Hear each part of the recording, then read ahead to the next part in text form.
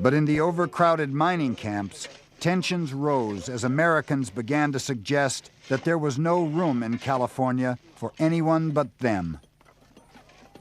As mining became more difficult, as the claims became more difficult to find because there were more miners than there were workable claims, everyone competing and fighting for his smaller and smaller opportunity to strike it rich, you became, therefore,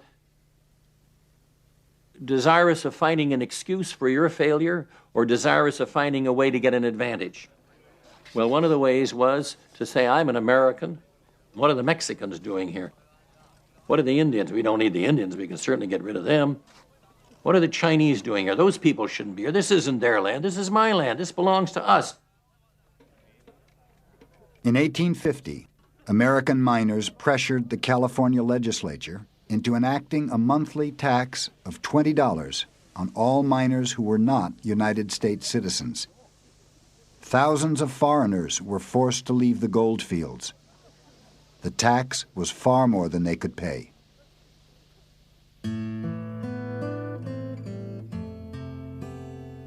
The ill will of the Yankee rabble against sons of other nations was rising.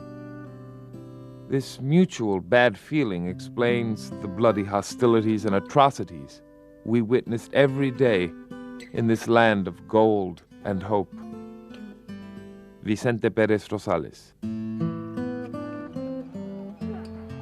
In the mining town of Downeyville, a Mexican woman, remembered only as Josefa, awoke to find a drunken American in her bedroom.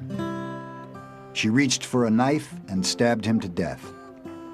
A mob immediately seized her, and when she failed to express regret for what she had done, hanged her. It was not her guilt which condemned this unfortunate woman, one newspaperman wrote, but her Mexican blood.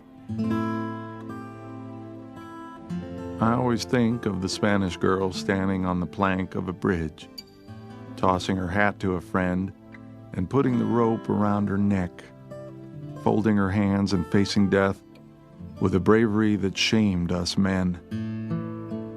Franklin Buck. The manners and habits of the Chinese are very repugnant to Americans in California.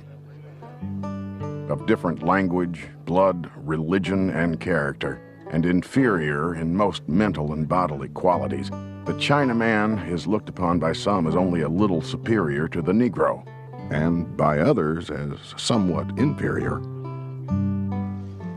The Chinese miners kept to themselves, cooked their own kind of food, practiced their own religion, rarely learned English, and were denied citizenship.